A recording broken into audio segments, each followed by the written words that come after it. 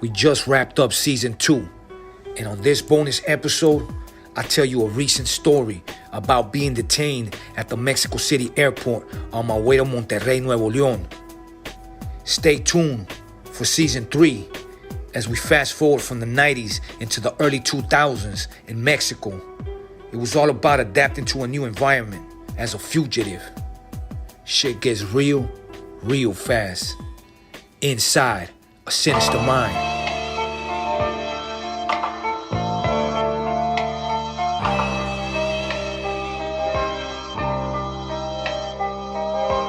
Inside a sinister mind. Inside a sinister mind. Inside a sinister mind. You are now tuned in to a sinister mind. Inside a sinister mind. Inside a sinister mind. Inside a sinister mind. You are now tuned in to a sinister mind. You know, as I finished up the Agenda 32 album, you know, I felt like I didn't want to release the album unless I had like 3 or 4 videos on deck, you know? So I was like, okay, I wanted to shoot the Neto Reyno song, you know, but he's out in Monterrey. And the way it works right now, because of the whole fucking pandemic and everything, people that have visas to cross, they're not allowed to cross into the U.S. The only ones that are allowed to go back and forth across the Mexican border is American citizens. So I knew that he couldn't come this way. But, you know, I didn't let that be an obstacle. So, you know, I started plotting, trying to figure it out. And, we came to the understanding that, fuck it, I'll fly out to Monterrey and we'll shoot the video out there. Monterrey is a city in el estado de Nuevo Leon. Neto Reyno comes from a city right off of Monterrey called Santa Catarina. Same city Babu from Cartel de Santa's from. You know, so, I started looking into the flights. I started we start chopping it up because I didn't want to see, first of all, the first way that I thought I was going to do it was I was going to fly into Texas, and then me and Capone was going to, go across the border and drive down. So basically, right there is Laredo.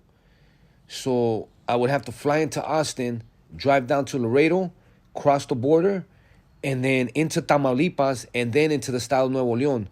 So, but for those that don't know, those drives should be happening. You know what I'm saying? You might be going down that road, and all of a sudden, dudes from El Noreste or El Golfo or whoever might have a fucking straight checkpoint in the middle of the road, in the middle of nowhere, and if I say it was dangerous, that wouldn't be enough. This shit, anything could happen out there. So, I decided to fuck it. I'll fly in. I didn't want to go, jump in a car, drive across the border, then drive. I didn't want to do all that. So I was like, fuck it, I'll just fly in. So on Tuesday, September 29th of this running year, in one of our conversations, me and Conejo, he tells me that he's going to Monterrey. And Monterrey to me es la cuna de la música regional norteña, de los corridos, like Invasores, Cadetes, Carlos y José. So when he tells me he's going to Monterrey, I'm like, well, say, count me in, let me tag along como chicle. And plus, I'll be traveling with, my boy. So yeah, he's like, yeah, vamos, güey, vamos. Let's go check it out. He had a video to shoot over there. So, all right, we chop it up and I hang up and I call a friend of mine. Le llamo a Eva y le digo, hey, Eva, ¿sabes qué? Voy a ir a Monterrey este fin de semana que viene. Un paro, you think you could come and stay at the pad, watch the pad for me and take care of my dogs. Because I don't like to leave my dogs, home alone. So yeah, she's like, yeah. She goes, sure. She goes, as a matter of fact, you know what? Déjate agarrar los boletos también. She's like, sirve que te vas a dar la vuelta, despejarte un poquito y te vas con el Rabs. Because she knows Rabs. She's a friend of ours. Wednesday, she has my tickets for me, ready for me and stuff. And I hadn't talked to Conejo no more for those days. Andaba ocupado. He was busy, doing his thing. So basically, there was no direct flight from LAX to Monterrey. You had to catch a connecting flight out of Mexico City. So, fuck it. I get everything ready, start checking out all these hotels, get the Ramada, get this, like some flight shit, some regular shit, because even though the homie had told me, Neto had told me, like, come stay in my house, you'll be good right here. But, out of respect to him and his family, I just, sometimes you need, not that I wouldn't, but I just, sometimes you need your own space to, like, decompress and whatever it may be, So, fuck it, I booked the flights. It starts coming up. So, a day, I'm gonna say 2 days before a day before I caught the flight. Well, I go to my, I go to my prenda, my enganga, my enkisi, and I give myself a reading, I do divination. I just want to, like, and so that I may ask for the blessing and so be it, And as I'm doing this, I start getting a reading, and it's just like, it's crazy as fuck. It's like, it's just straight warning me. It's telling me basically que si if I decide to go over there, which I already had decided to, que I was going to find death over there. Iba a encontrar la muerte allá. Básicamente, me iban a dar piso. Motherfuckers gonna smoke me, lay me out, whatever. And I was in danger if I went over there, and I started feeling it, Shit started getting like, like that sixth sense started kicking in. And so, I'm right there, and basically I'm trying to strategize with my prenda, okay. What if I cut this out, no party, no this, no eating out on the street, no, like some strategy shit to be low key. And it was like, yeah, that's cool. Basically, it would help your odds, but at the same time, what's waiting for you over there is unexpected, you know what I'm saying? So, yeah, you could do probably all that to help yourself, but this shit might be a fucking runaway semi-truck, smash your shit, or you might just get a heart attack, or mistaken identity, lo que sea, But like I said, I'm responsible. I already had set this up. It's for the album. I wanted to make this happen. Y pues, the way I looked at it was like, all right, I get it. It's gonna be a dangerous place, but you gotta do shit like this sometimes, No pain, no gain. You gotta sacrifice, and you gotta go in there and do what you gotta do. It's like doing a fucking show in the middle of fucking nowhere at this fucked up venue, and on your come up, you gotta do those spots. You gotta hit those little fucking raggedy ass venues out of state and small markets, and you know what I'm saying? So it's that type of risk. So, but over here it's more because I was in Mexico for all those years, and over here it's like I said before, life is cheap. It doesn't have the same value. Yeah, you could get smoked over here, but over there they might fucking sever your head, sever all your fucking limbs, and throw that bitch up on YouTube, And the dude that did it will probably fucking put a little sign right there if he's not in the video, and fucking take credit for what he just did to you, So, shit gets real. Y entonces, so I'm like, fuck it, I'm gonna go. My girl, she had a fucked up feeling about it. So Capone was gonna go. He was still gonna go, but then he just like, he just couldn't make the correct and adequate arrangements to do so. So he was like, man, I'm not gonna go, dog. It's it's like this. I was like, all right. I was kind of bummed out that he wasn't gonna go. But my boy Tony Capo was like, yeah, I'm flying in from Detroit. I'm flying in from Michigan. And then one of my other boys, Jay Barone, he's like, yeah, I'm gonna fly out from Sacramento. And then one of my boys, Flax, he lives right there in TJ in Baja. He's like, fuck it, I'll fly in from TJ. So we're all gonna meet up right there. But in my reading, it said that me and my squad would you know this shit would affect all of us. Like it almost spoke in plural. So I don't know. I was just kind of like, like I said, I was with the prenda with the enganga, and I was just over here like trying to like bargain with it, like.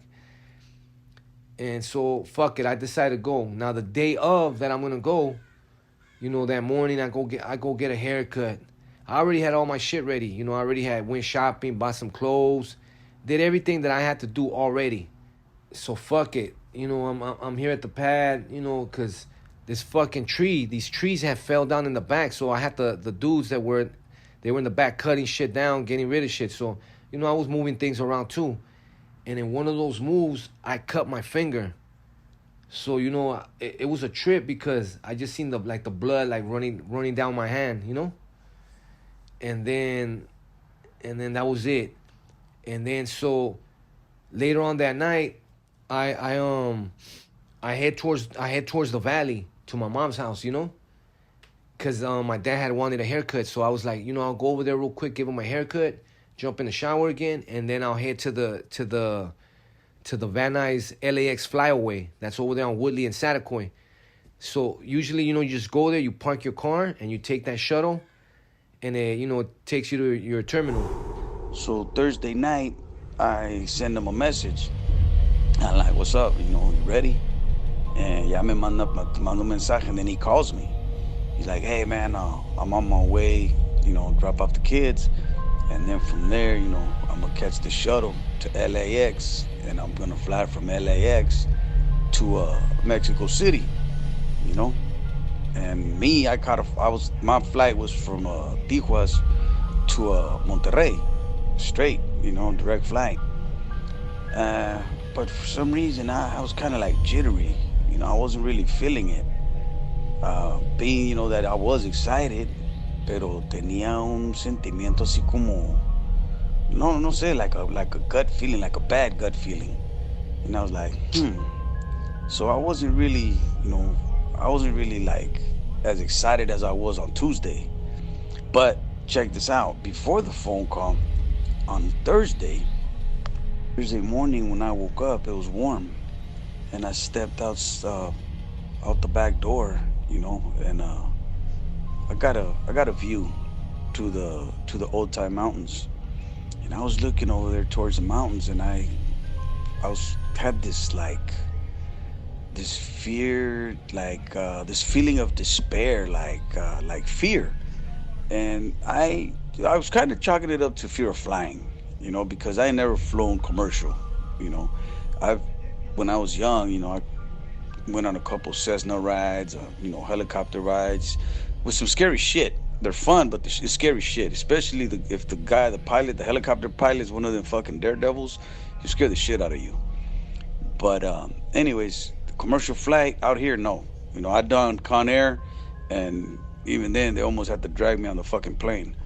Well, anyways, I'm looking towards the mountains, right, and I get this weird feeling, like this little voice in my head telling me, si vas, güey, ya no vas a regresar. And I was like, cabrón. I don't know, it was weird. And then, I'm at the steps, y volteo, and I see my dogs. They're at the other door, because they got a clear view of me. And usually once I get up in the mornings and I they see me in the living room, they're jumping up and down. Through the security door, they're jumping up and down trying to come in the house, happy to see me. That day they were just sitting there. They were just sitting there like real quiet, like with this sad look in their face. And I looked at them and I was like, I caught that. I was like, damn, this ain't even right. Something's wrong here. So I looked back the other way towards the trees and the hills over there in Old Time. And I don't know, man, just this feeling of like, si vas, güey, no vas a regresar. And I was like, So, I go take a shower, fix myself a cup of coffee, and then I'll call Eva and tell her, you know what, cancel the flight, man, I'm not going. And she tells me, nah, you know what, ¿cómo que no vas a ir? ¿Cómo vas a dejar que José se vaya solo? Because Eva's a friend of ours, she's a friend of ours. Rabs knows her. And she's like, nah, ¿cómo vas a dejar que se vaya solo? Ponle, vete de vacaciones. Go have some fun. Go enjoy yourselves. So I was like, you know what? You're right. Fuck it. You're right. I'll go. So, I go on about my day. Este, do some running around. Went towards Rosarito. See a friend. And I went and I seen a friend of mine. Stopped by and told him, hey, man, I'm leaving for the weekend. You know, uh, ahí te dejo las llaves. Ahí te dejo mi bike. And if I don't come back, well, you know, do what you got to do. And I don't know where that came from, but I caught myself like, cabrón. And he even told me, he's like, nah, no manches, away. You'll be back. It's just going to be all right. So, yeah, me dio un abrazo. We hugged. All right, man, I'll see you Monday. So, I came home. I get on the fucking, it's like a Greyhound bus type shit. I get on the bus with my bag, it got caught up in some shit. And then it slices my arm. Now my arm is bleeding. Like on my forearm, I have this cut. So, I'm like, all right, that's two. Fucking driver looks like a straight crackhead. And that fool's driving all wild. The fucking buses, or either the shit needed some shocks or something, because the shit was just like bouncing all over the place. Then that night, I get a phone call from Rabs. I sent them a message. I sent Conejo a message like, hey, what's up, my boy, you ready? Y me dice, yeah, ¿sabes qué? He calls me and he tells me, ¿sabes qué, güey? Ya voy en camino. I'm gonna drop off the kids and then I'm headed towards LAX because he's going from, LAX to Mexico City. Well, anyways, he starts telling me que se consultó.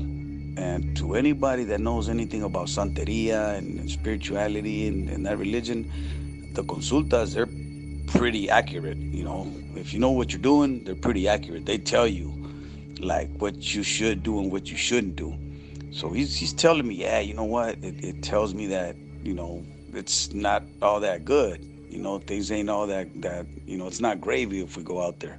We got to be on our, P's and Q's.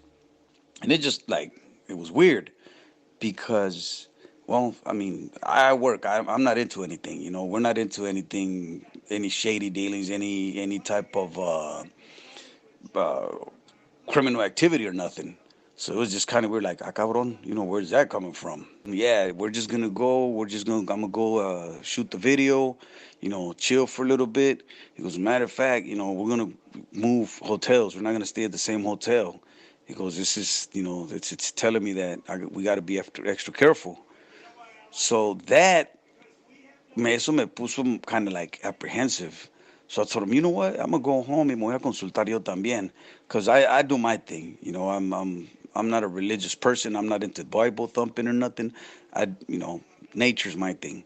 So I came home and I got at my ancestors, and they told me the same thing. They told they were giving me their blessings, but at the same time they were like, I asked them. I said, hey, am I safe? Am I cool to go to Monterrey?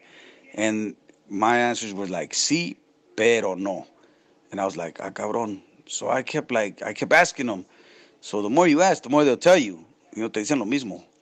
But anyways, so pasaron como 10, 15 minutos, and then my niece pulls up. And my niece had just came back from Monterrey a week prior to that. So I asked her, I said, hey, ¿cómo está Monterrey? What's Monterrey like? What's the environment like? Is it like hot? As in like a lot of cops and stuff? And she tells me, nah, tío, ¿sabe qué? Está bien calmado. Cuando llega ahí al aeropuerto, there's only 2 cops at the entrance, when you get off the gate. So I guess with that COVID stuff, they got like a thermometer or something, where they take your temperature. She's like, yeah, but there's only 2 cops. That's it. I'm an ex-con. I've been around. I know how things work down here. You even if you're not into anything, you're still kind of like on your toes all the time. So she tells me, nah, tío, it's cool. Váyase a divertirse. You're gonna like it. It's nice over there. So I'm like, all right, cool. So yeah, pasa la noche, and at 3 something, Raz tells me that he's on his way to Mexico City. He tells me that he landed in Mexico City. you know. So I'm like, all right, cool. Ya en un ratito más me levanto, you know, shower up, coffee, y vámonos al aeropuerto. And I get to LAX. Fucking LAX is kind of like, there's people there, but it's not like crazy like LAX. Like when you fly out at night, that shit on the regular, that shit's like thousands of people there, So whatever, I go through TSA, that little body scan, whatever, they run my passport, they do everything, no problem. I get up in there, I go to the little fucking Starbucks, get me a juice, I got about like 45 minutes to kill. And fuck it, I jump on the plane, we head out.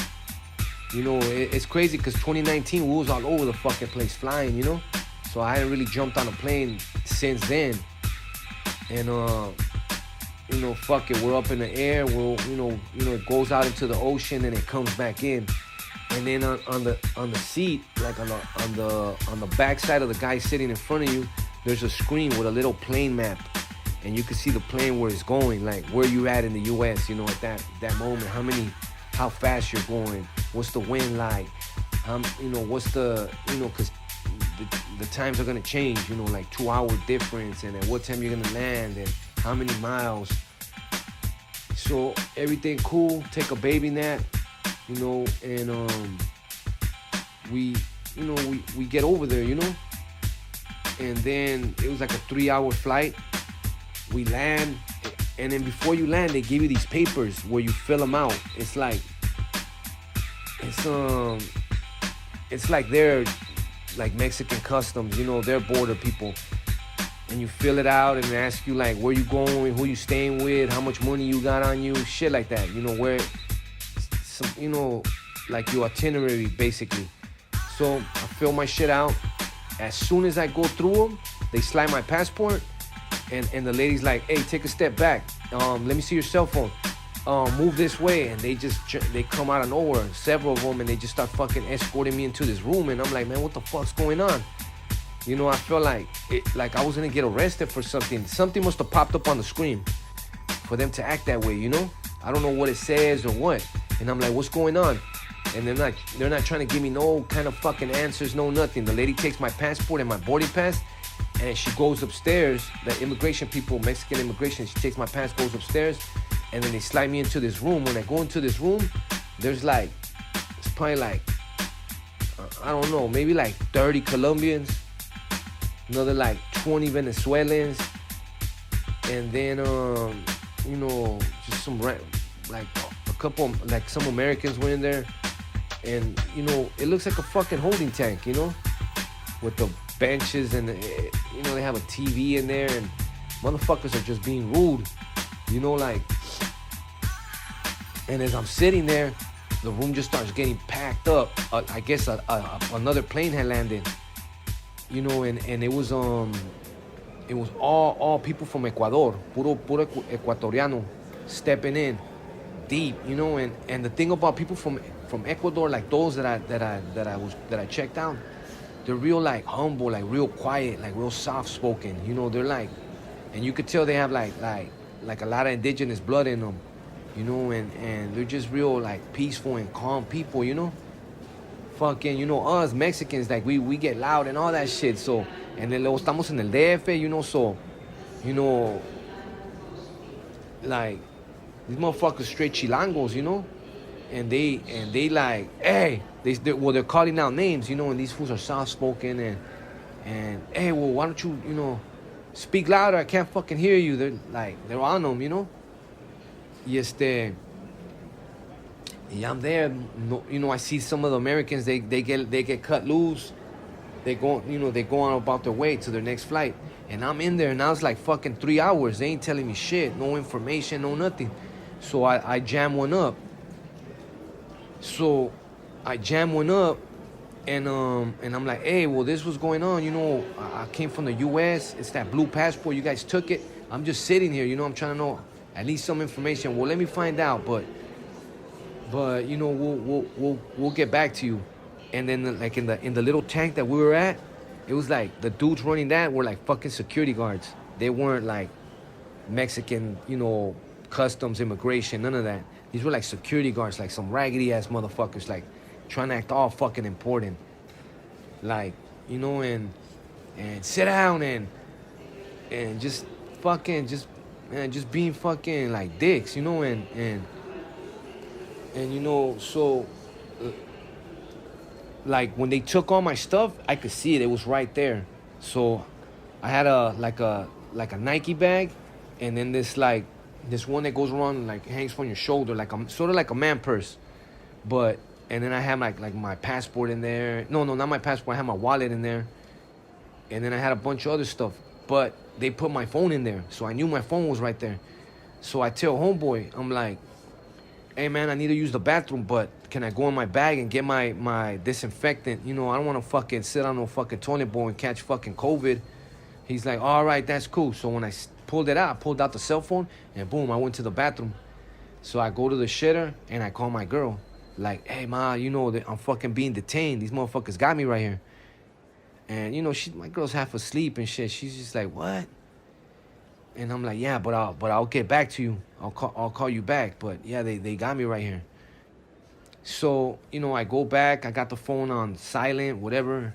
And I'm in that room, and nothing's happening. I'm just in that fucking room for a long-ass time. And then I pull out the phone, and I'm getting, man, I have a gang of missed calls. Fools are calling me. Neto Reyno's calling me. Everybody's calling me. Messages, all that shit. And then my boy Flox that was going to fly in, I sent him a message, and I tell him, like, being detained in DF. I get a text at 5:33 telling me that he's been detained in Mexico City. And I don't know what it was, man, but when he told me that, I felt relief. Sentí alivio cuando me dijo que lo habían detenido. And I was like, whew, man, we're not going. I don't know where that came from. You know, I knew he was going to be all right. Something in my gut told me that even though he was detained in Mexico City, but he was going to be okay. So I was like, damn, okay. So things weren't all that gravy. You know, things weren't all that good. They were right then. You know, dejé pasar unos, I don't know, maybe half hour, an hour, or something like that. And I get at Prime. You know, I get at our boy Prime, like, hey, Prime, you know, they got Rabs. They're down in, agarraron al Rabs, güey, allá en el DF. Lo detuvieron. So Prime didn't know. You know, Prime didn't know. Prime's like, oh shit, really? Okay, he got on the phone right away. You know, he got at Conejo's lady. She already knew. You know, she knew because he got at her right away. And so they started, you know, pulling strings, calling people, and doing everything to see, you know, make sure he was okay. And then I guess the light was so bright that he noticed that the dude looked over there. He's like, hey, give me that phone. So they took the phone away from me. So this dude comes down. I already had been seeing him. This Mexican dude, but this fool looked like a straight white boy. Está güero el güey, pinches ojos azules, white as fuck, pink, blonde hair, all that. Straight asshole too. Straight fucking asshole. And that fool's like, you know, basically I tell him like, hey man, what's going on, you know? And he tells me, he's like, you know, he tells me, your shit is an anomaly. It's an anomalia or something. And, you know, there's an alert on your name, and you've been flagged in your country, in the U.S. So, you know, we're gonna send you back to your country. We're not letting you step inside of ours. And I'm like, oh man, come on, I had missed my flight already. From when they got me, like an hour in, it was my next flight. So I had missed my flight, the connecting flight to go to Monterrey. So I'm like, come on, man, you know, like. And then he tells me in Spanish. He tells me, no creas que porque vienes de Estados Unidos te vamos a tratar especial o no creas porque vienes de Estados Unidos, you know, tienes más I forgot if he said, like, you know, he said some shit like that, pero aquí estamos en México y para que lo vayas sabiendo bien. And I'm like, all right, now it's cool, I get it. You know, I don't want to like fucking be out of pocket because these motherfuckers will lose your paperwork. You know, you might end up in prison with a fucking fake charge on for this dumbass shit. You know, you never know. So, you know, I'm being cordial and shit, even though they're motherfuckers being a dick and telling me that, you know, this is Mexico, you know. I don't care if you're from the U.S. Right now, you're in my country and you're going to abide by the way we run our shit. you know? And I was like, bet, I hear you. So they come down finally after like probably 4 hours, 5 hours, whatever. They come down. You know, like, here, sign some paper. I don't know. I don't even know what the fuck I signed, honestly. I thought they gonna cut me loose right there, you know? Because I was like, man, I could still salvage this shit. I could still jump on a fucking plane. I'll be late, but I'll just touch down over there, go to the room, fucking jump in the shower, and head out. We'll shoot the video. You know, everything is hard work, and sometimes shit doesn't roll as smooth as you would expect it to be. So I'm like, fuck it, you know? So now he's like, nah, well, you know, we're gonna send you back to your country, to your place of origin. We're deporting you, whatever. So I'm like, all right, well, fuck it. Here, let me sign these papers. I'm thinking that's it. Nah, I get all my shit, and they walk me. I walk down all these, like, I go up, I go left, I go right, go up some stairs, go down this like long hallway, and then I go straight into another room, another like big holding tank. And when I get in there, man, as soon as I walk in, I see about like 15 girls crying, all Colombians. Shit's packed, you know, like, you know, they're from South America and shit, or you know, it could be like, well, it's like black dudes speaking Spanish, you know. So, and then in the end, it came out that these black dudes were fucking Colombianos, Venezolanos, and I'm in there and it's full of fools from Ecuador, like, man, just a gang of, and these are like, it's like mom, dad, and the kids getting deported back to their place of origin, you know, their country of origin and shit. So, you know, I'm just right there, like, I'm the only one that's from the U.S. in that room, and everybody there is on a mission to get to the U.S. and I'm on the only one getting sent back to the U.S. So they're like, you know, small talk, you know, the same shit. Now they get my phone and they wrap it up and they put some paper around it, and they're like, they give everybody a phone call, and I don't get a phone call. They're like, he's not allowed to call because he's on alert in his country. So I'm like, why the fuck am I on alert? And then the dude's here comes this big, tall fucking security guard. Just like, you know, he's like, I mean, it's like a airport security firm. And I seen like two of them because he had some kind of patches, and I seen another one that had some different type. And then he says some shit like, pues ¿qué eres? ¿Eres terrorista o qué? You know, and I'm like, how would I be anything like that? How, if I just flew out of my country, if I had a warrant, or if I had some kind of alert, if I was flagged, my country would have never let me fly out. And he's like, pues dime qué debes, you know, dime qué debes, quién eres, qué has hecho, o qué. Like, some like fucking patronizing type shit, you know, and then the stupid look on his face, like inside my head, I'm like, man, I'll break this fool's fucking nose, you know, like, and even though he's big, you know, like, that shit just getting you mad, you know, that energy get in you, and you'll be on some David and Goliath type shit, you know. So, you know, he's still just being a fucking asshole too. So, man, I don't pay that fool no mind.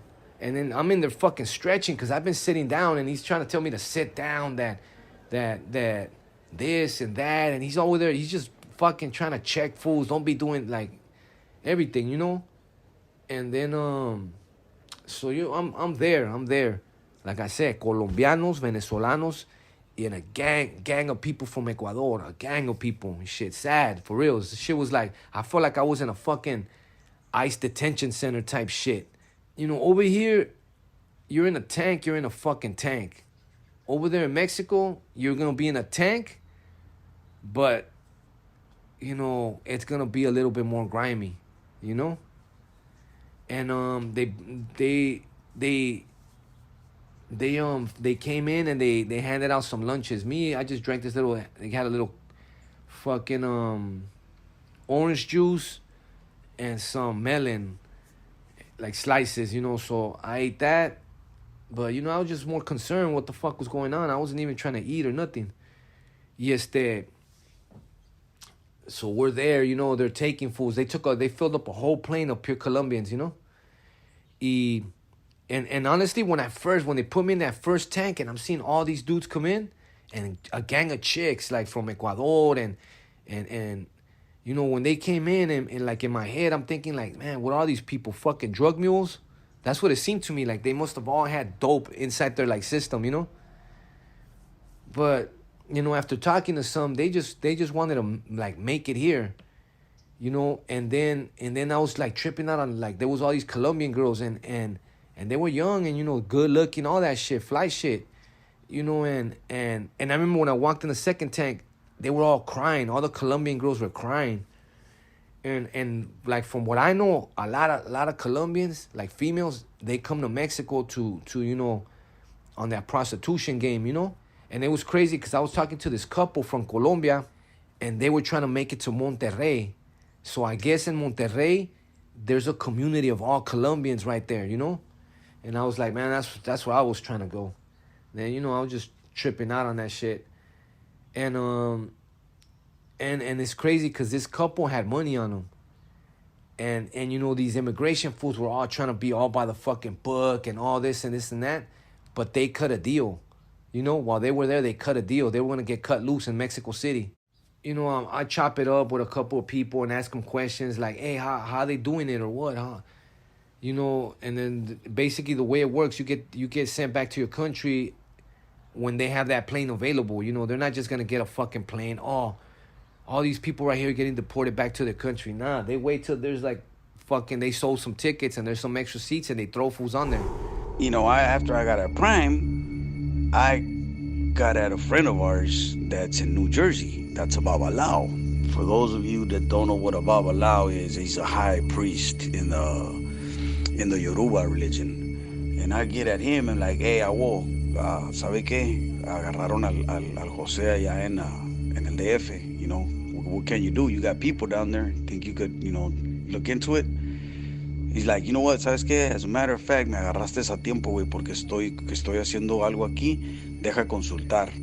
So I didn't even tell him what the gut feeling that I had. I didn't tell him about Conejo's, la consulta que se hizo. And he starts doing his thing, and he starts telling me like, hey, you know what? He goes, yo no sé quién los cuida a ustedes, güey.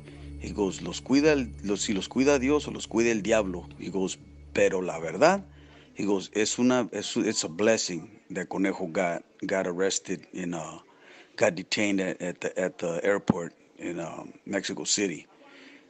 That right there told me what my, you know, that feeling of relief that I got, you know, my gut instinct. Crazy because I didn't give a woe any details, you know, and he's telling me that if we would have made it to Monterrey, que nos iba a ir mal. Because he didn't really want to, like, put, you know, like, be explicit about it. He just told me, goes, hey, man, si hubieran llegado, les iba a ir muy mal. So out of nowhere, this other dude walks in, calls out my name, and says, okay, we got a flight for you. You're going to get sent back right now in about an hour and a half. I'm going to bring you some food right now. Fuck that shit up real quick. I'm going to go and get your passport and get your paperwork ready, and then we're gonna, you know, we're gonna ship you out. I was like, oh, cool. So, you know, that gave me a little bit like, you know, even though I know I wasn't gonna go to Monterrey no more, I was kind of bummed out about that, you know, and you know, I had got my ticket and hotel rooms and everything. I had everything ready, you know. I was like, fuck it, I'll just go back home and I could still salvage this shit. I'm gonna make that video happen, you know. So, dude comes back like in 20 minutes with his big ass bag of fucking Carl's Jr. and a, you know, like a big supersize and shit soda, and I'm thinking, what is that shit for me or what the fuck? So they call me up to the front desk and I have to sign for it, and he's like, yeah, this is for you, you know, go ahead, eat. Everybody's just looking at me like, why the fuck that food so special? Why they bringing them Carl's Jr.?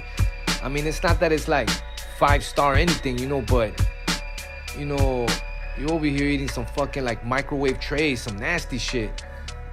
So that Carl's Jr. is like some fucking cuisine when you're in that situation. And a lot of these people were hungry. La neta, this shit was sad because there was kids that were like, there was like this couple and they had a son that was like, he was like, you could tell he was like my daughter Scarlett's age, you know, and then there was kids like my daughter Kay's age, and you know, like seeing that, like seeing those kids, like it made me miss my kids, you know, and I just started missing my family, my girl, you know, little Scarlett, my daughter Kay, and you know, I just had a son, you know, J Rock, Joseph, and you know, he's only, right now that I'm recording this, he's about a month and a half old, you know. So we're barely starting to bond, and he's, you know, I could watch TV with him and hold him and you know, and just have him right there, and he's just chilling. Like that already started. So I'm just like, man, I just want to get back to the family, you know. So I'm eating this shit. There's cookies in there. There's everything. I'm eating this Carl's Jr. bag, you know, everything in it. Boom, boom, boom. There was a couple sitting next to me from Ecuador, and I'm like, hey, gustan? So you know, they're real respectful. They like, you know, I'm like, here, grab some. They're over there like pulling like one fry and then like eating it real slow. I'm like, oh man. And I'm like, here, you guys can have them. You guys can have the fries if you want. And then I ate like the hamburger like halfway. It was that big one. I'm like, you guys want this other half? They're like, no, thank you. Then they try to give it to another dude. He didn't want it. Like, they're real humble people from Ecuador. Yes, there was these two boys like my daughter Kay's age, like around 10, 11, 12, somewhere around there. They were goofing around, and the punk ass security already had checked them that they can't be doing this and swinging from the bunks and all this shit. So I went over there and I'm like, hey, quieren esto? I gave them the fries, gave them a little piece of hamburger, and I gave them the soda. And I was good. Homeboy came back, and then that punk ass dude that was like the overseer, like he was just a smart ass, you know? Like he had something to say, you know, and I was just being quiet, you know, like, all right. Like in my head, I was like, man, if you hate your fucking job so much, homeboy, why don't you fucking just quit? Why the fuck you right here? You know, just being a straight bitch to all these people, man. All these people are going through, like, this shit's pain. Ecuador to Mexico City is a fucking mission, you know? They go through so much shit to try to make it to Mexico or try to make it to the U.S., you know? Y pues, you know, this shit just, man, that's what I'm saying. I almost felt like I was in an ICE detention center. I could just imagine what it's like in there, you know? I was only in this motherfucker for a few hours, you know? So, finally, homeboy comes with my passport. I signed some fucking again. They're just like, sign here, whatever. So I get my shit, and they give me back my phone, and they're like, he can't use his phone until he's not sitting on the plane. I can't have it back, he says, until I'm not sitting on my seat. You know, so dude's walking me, boom, we're talking, we're clowning. I'm like, man, what's up with homeboy? He's fucking acting like a straight bitch. What's wrong with that fool? And he goes, yeah, that guy's like that, man. Cool. And we're walking, you know, you want to use the bathroom? Like, yeah, pull up, go in the bathroom, take a leak, and we keep on walking. We're walking to my terminal, which is a Delta flight. And as I'm going, I noticed that there's like undercovers all up in, like, so as I pass one up, like, I guess on his ear, he's like, okay, he just passed this guy. So they're like, kind of like escorting me, but not like on me. You know, they're shadowing me. I get shadowed all the way. So then I get to my terminal, to where I gotta go, you know, and just go ahead and sit down. Homeboy gives me back the phone. He's like, fuck it, here's your phone, go ahead. So I start making some calls, because I had a gang of missed calls by then, a gang of like text messages and everything. Everybody's like, where the fuck you at? You know, and I guess word had got out. A little while after that, ya me llama el conejo y me dice, hey, I didn't tell you the whole story last night, dog. He goes, I didn't want you to panic. He goes, but my ancestors told me not to go. He said that, you know, sus ancestors le dijeron que, pues, acechaba y Q. That means, like, death was around, you know? But Rabs, you know, his work ethic is crazy, you know, that he's just cumple sus compromisos, you know. Ya se había comprometido a hacer ese video, so we were on our way over there. It just so happens that his ancestors like, nah, that's too much, you know, and they stopped him from getting there. And what's even trippier is that he called his boy after that. And I don't know if you guys remember, I mentioned that my niece had told me that there was no cops, there was no heavy police force or no soldiers at the airport.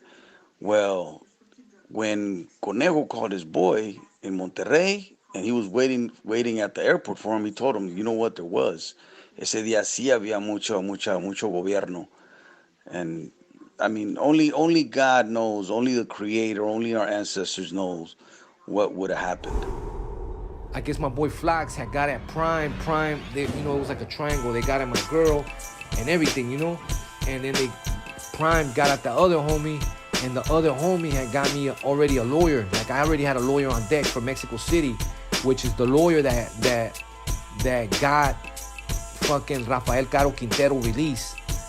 Obviously I didn't have no fucking severe case, but they were already on the move, Dude was out of Culiacan, but had his office in Mexico City. He was already ready to move. They were waiting on me, Y so, I fucking, finally it's time to go. But me, they kind of it was like they were real extra with me. So before I boarded anything, I went through this one section where I get like metal detected. They go through my shit, this and that. I get pat down, everything. Then when I go up right by the terminal, right when I'm gonna almost board the plane, they take me in this other section and they swab everything. Like LAX, they do it sometimes. Like if it's random, they might like swab some shit, like your pants or your shirt or something. And over here, it was like take off your socks, your hands, the inside of your armpits, your shirt, the neck, everything. That shit took about 20-25 minutes to do that, And I didn't mention this, but when I was over there, they made me take the shoelaces out of my shoe. So I'm walking with my shoes, they're all like, flopping around type. Whatever. They walk me all the way to my fucking seat, and then they leave. They wanted to make sure that I was on that plane. So, I sit down, 3.5-hour flight back. So, finally, it's crazy because we're right there in the, what do they call it? Like, we cross like, Hermosillo's right there, Sonora, that Gulf that's right there, and like Puerto Peñasco and all that. And I remember I asked this guy, I'm like, man, are we already in the States? He's like, nah, we're in I forgot what they call it, that bay right there. I don't know if it's, I think they might call it the Bay of Cortez or some bullshit like that, and yeah, whatever. Like once I couldn't see water no more, I'm like, oh, I'm sure we're like over Mexicali right now, like Coachella, that area. Boom, then the guy gets on the fucking speaker and he's like, yeah, we're about to descend within the next 30 minutes, LAX, the weather's like this, everything. So now me in my head, I'm getting like, fuck, now I gotta go through fucking U.S. Customs. And these motherfuckers over here told me that I had I was flagged by the U.S. Customs. So when you go to LAX U.S. Customs, you come down, you go in all these zigzag lines and everything, like, and then you go to this. They have like little kiosk machines, and you go up in there and you put your passport in there, and then it scans it, and then you get this like a receipt, a paper comes out with your picture on it, and from there you go see the customs dude. So entonces when my paper came out, I read it and I'm like, man, that's not my name. It said Jakeet, like JAKEET dot initial Martin with my real last name. I'm like, and I even asked one of the fools before. He's like, nah, they'll fix it. Go over there. So I go to the thing. I give him my passport. He fucking does whatever. He scans it. He's take off your glasses, your hat. I put my face in that. They have like a little camera. He scans my face. He types some shit in. Something pops up. Something came up right there. He types some shit again. And next thing he's like, all right, you could go. This process took about like 2 minutes. 1 minute to 2 minutes. So I don't know what the fuck Mexico City was talking about that I had a red flag. Because I would have had it right there, And obviously I didn't have nothing because, I walked out of there. Walked out, jumped back on the shuttle. That took me back to the Van Nuys flyaway. Got there. I jump in my car. I'm headed towards my mom's. I call my mom just to make sure she's right there. And I'm telling her like this what happened. Because another thing I forgot to tell you is when I had went to my mom's before I left, I went over there to drop off my daughter Scarlett so she could stay with my mom's that weekend while I was in Monterrey. And then when I came back on Sunday, I was just gonna pick her up, you know. So when I was there, I was telling her, like, before I caught my flight, I was like, man, Mom, I have like a bad feeling about this shit. Like, I don't know, I feel something weird, you know. You think you could pray for me? And, you know, my mom's hardcore Christian, so she's like, yeah. You know, so she like, you know, I put my head down and she grabs one of my arms, like by my forearm, and then she just does this prayer to Jesus, you know, to take care of me on my journey and don't let nothing happen to me, you know. You know, my advice to everyone, listen to your gut feelings, to that instinct, you know, porque no es tu gut, son tus ancestros, es tu guardian angel, whatever you want to call it, you know, that's looking out for you. And they look out tough. You know, me and Conejo are proof of that. We're still here. You know, we're still here to tell this story. As I'm talking to my boy Flox, as I touch down, I'm like, yeah, fool, I'm back, my bad. Because, you know, I made everybody buy plane tickets and all this bullshit. Everybody had to go shopping to buy clothes and buy tote bags and shit like that, you know. So, you know, I'm like, man, my bad, fool. Like, and he was like, nah, fool, it was a blessing in disguise. So what happened was when all this shit was going down, when he found out, when I texted him from over there, he got at this babalao, we know. We call him Awo. Es un babalao. So entonces he's out of New Jersey. So this fool, he calls him and he tells him what's going on. Pues el babalao en chinga se va a su tablero y se empieza a tefar. That means basically se empieza a consultar. He's doing divination. And he tells my boy Flox that, he goes, man, if you guys would have went down there, Iku was waiting for you fools down there, which is death. That shit there was no way around there. You guys were going to something was going to happen to you fools, you know? And then he starts like laughing. He says like, la neta, I don't know who's protecting Conejo. I don't know if it's the devil or it's God, but that motherfucker got's protection, you know? Eso lo protegen, because what was waiting for him over there was some savage shit, you know, and it's crazy, you know, how and it takes me back to my first reading when all this shit started, that I did the reading with mine, and it was just like, you know, I didn't want to be all extra and get all paranoid and panic that this, you know, but like I try to be calm when it gives me a negative reading, you know, and try to like be sensible and think things out and not get all hysterical about it, you know. So, but, you know, in the end, it was a blessing in disguise. I didn't make it over there. I talked to Neto. We still gonna do the video. We still gonna put it together. And I'm here. Agenda 32. SK Mob, ya llegamos, haciendo brujería como los cubanos. So tell your bitch, pa' eso estamos, conectado con la maña, so we got them cuadros. That's a mind state, estado mental. Motherfuckers on that ice trying to get a señal, pero se pierden. Right from the gate, flying way out of state. H1 the great, se pone grave.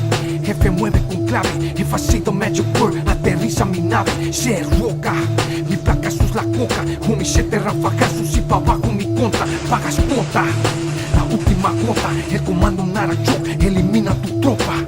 Oh no, them boys know the time. You are now tuned in to a sinister mind.